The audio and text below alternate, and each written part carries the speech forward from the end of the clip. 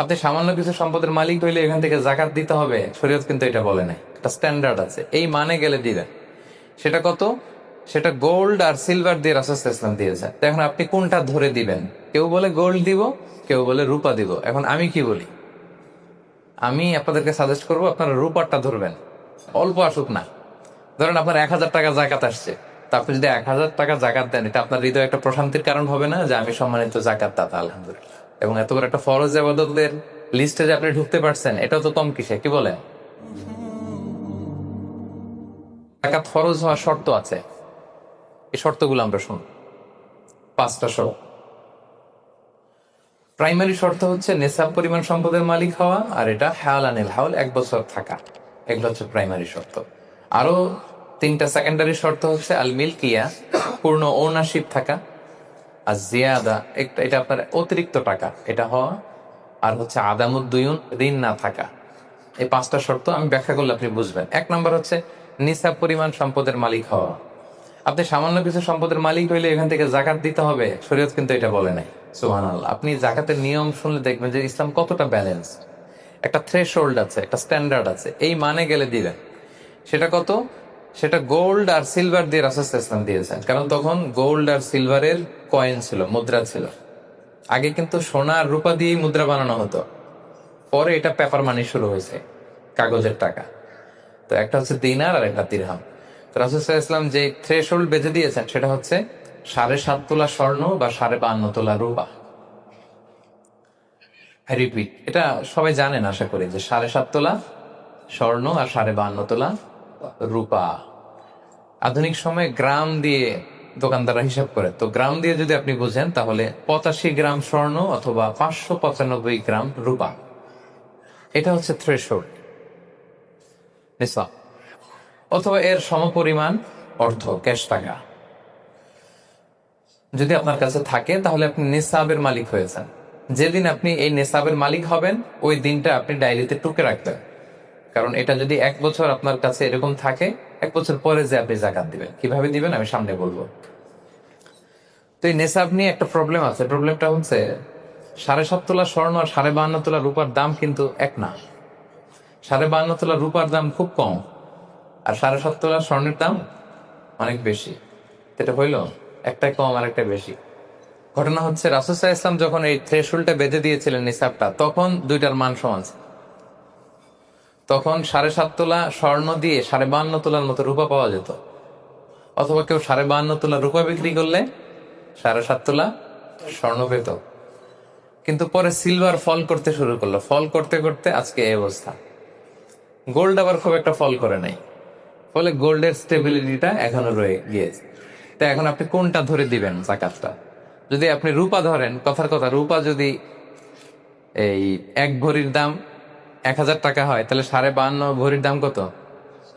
52,500 টাকা। কিন্তু স্বর্ণ যদি আপনি হিসাব করেন, 1 ভরি যদি 50,000 হয়, 7.5 ভরি কত? 3.5 লাখ প্লাস। তাহলে প্রায় 7 গুণ কম বেশি, তাই না? এটা নিয়ে হয়ে গেছে জটিলতা। তো এখন আপনি কোনটা ধরে দিবেন? অনেকে বলে না গোল্ড দিব, কারণ গোল্ড ফল করে নাই, এটার যে স্ট্যান্ডার্ড এটা এখনো বজায় আছে।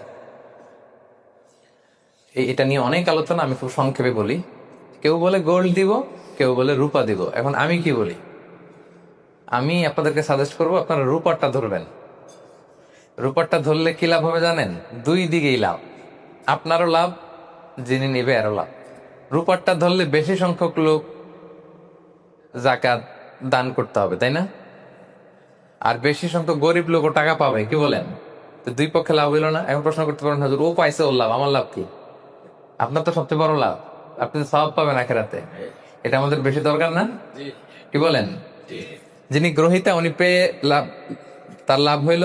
আর যিনি দাতা, তিনি সওয়াব পেয়ে লাভবান হইলেন, তিনি সম্মানিত জাকাত দাতা হইলেন। অল্প আসুক না।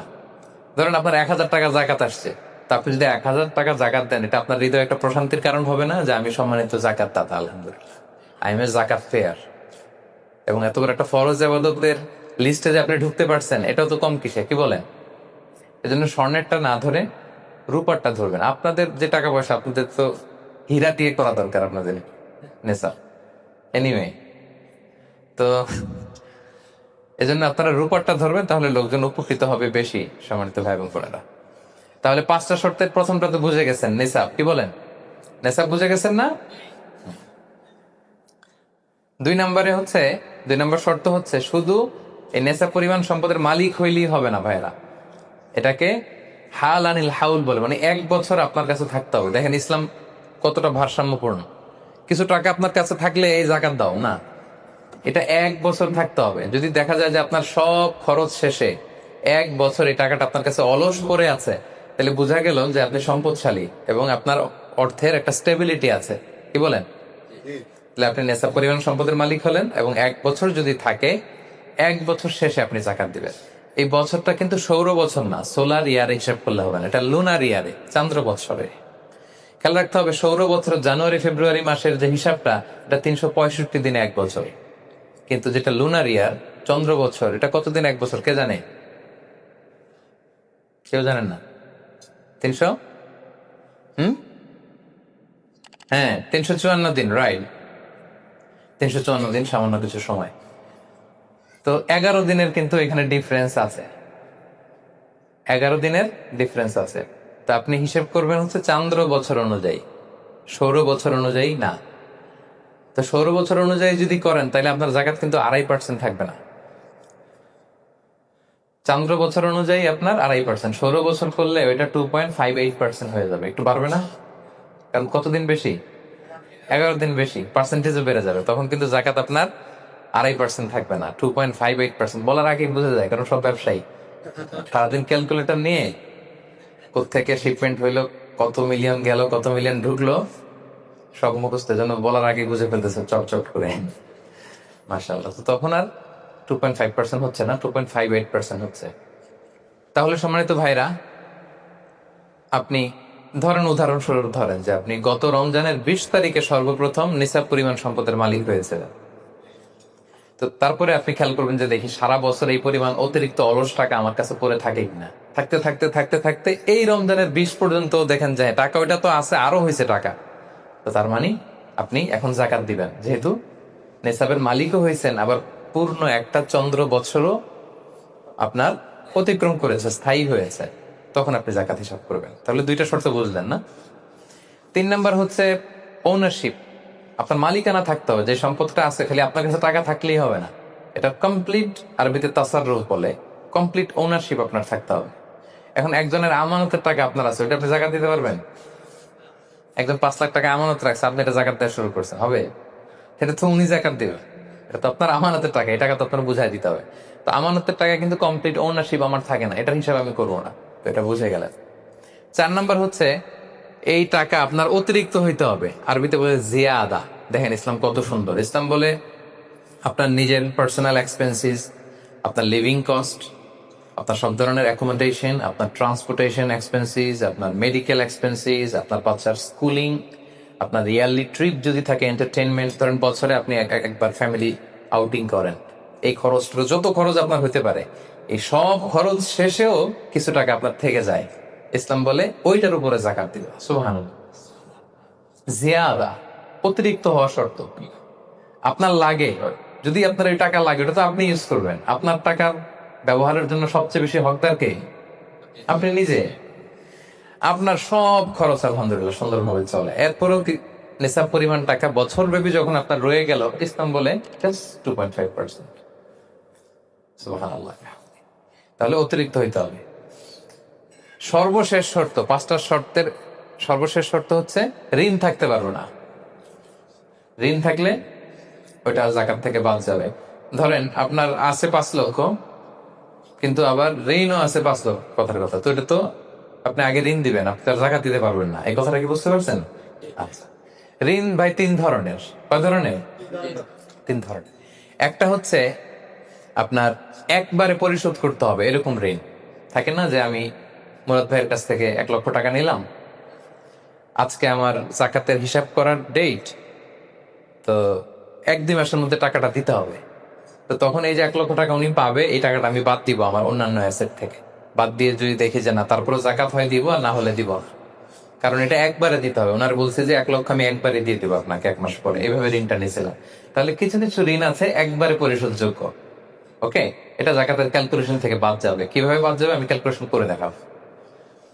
ঋণের দ্বিতীয় প্রকার হচ্ছে ইনস্টলমেন্টের কিছু ঋণ আছে, কিস্তিতে দেয়া লাগে। লেটস সে আমি 1 কোটি টাকা দিয়ে একটা গাড়ি কিনেছি, BMW গাড়ি, বা 50 লক্ষ টাকা দিয়ে আমি একটা হুন্ডা গাড়ি কিনেছি, 50 লক্ষ টাকা। তো এটা আমি কিস্তিতে কিনেছি। কিস্তির ঋণ যদি হয় তাহলে আপনি কিন্তু পুরোটা বাদ দিতে পারবেন না, তখন সর্বোচ্চ 12 মাসের কিস্তি বাদ দিতে পারবেন, 12 মান্থসের, তাও এই চন্দ্র মাসের হিসাবে। কারণ জাকাতের হিসাবটা কি 12 মাসের হিসাব, তাই না? এটা একটা ইয়ারলি ক্যালকুলেশন। আপনি পুরোটা যদি একবারে বাদ দেন তাহলে তো আপনার আর জাকাত দিতে হবে না। কি বলেন? বাংলাদেশে অনেক বড় বড় সিআইটি ব্যবসায়ী আছে, ওনারা হাজার হাজার কোটি টাকা ব্যাংক থেকে ব্যবসায়ের কারণে ঋণ নেন এবং ওনাদের ঋণ খেলাফি হয়। তো ওনারা যদি বলে হুজুর আমার তো ঋণ আছে, তো উনি আর জাকাত দিবে কি? ওনারই তো আমার জাকাত দেওয়া লাগবে এখন। কি বলেন? এরকম বড় বড় সিআইপিরা যদি ঋণের দোহাই দেয়, উনি আর জাকাত দিবে কি? উনি তো ঋণী। তাহলে উনারই কিছু জাকাত আমাদের দেওয়া লাগবে, কারণ আমরা জাকাতের 8টা খাতের মধ্যে একটা পড়েছি, বল গরিমিনা। কি বলেন? ঋণগ্রস্ত ব্যক্তিকে জাকাতের টাকা দিয়ে হেল্প করা যায়, তো উনি আর দিবে কি? উনারে দিই আমরা। ওই ঋণ বাদ দেওয়া যাবে না। ইনস্টলমেন্টের ঋণ হইলে 12 মাসের, আর ওইরকম ঋণ খেলাফি 1000 কোটি টাকা, এগুলো বাদ দেওয়া যাবে। 3 নাম্বার ঋণ হচ্ছে লাক্সারি পণ্য কিনতে যে ঋণ হয়, এই ঋণ জাকাত থেকে বাদ দেওয়া যাবে না। বিলাসিতামূলক কিছু যদি আপনি কিনেন, আপনি একটা লাম্বরগিনি কিনলেন 10 কোটি টাকা দিয়ে, এটা আপনি জাকাত থেকে বাদ দিতে পারবেন? পারবেন না। তাহলে লাক্সারি আইটেমের যে ঋণ, এটা বাদ দেওয়া যায় না। তাহলে ঋণের ব্যাপারটা পুরোপুরি বুঝে গেছেন না? এই 5টা শর্ত যদি থাকে আপনার মধ্যে পাওয়া যায়, অর্থাৎ আল্লাহ তালা আপনাকে একটা নিসাব পরিমাণ সম্পদের মালিক বানিয়েছেন, এটা আল্লাহ তালা পুরো 1 বছর আপনার এই পরিমাণ টাকা আপনার মধ্যে স্টেবল ছিল, এবং এটার পূর্ণ ওনারশিপ আপনার আছে, এবং এটা আপনার সব খরচের অতিরিক্ত, এবং সবশেষে এটা আপনার ঋণের বাইরে।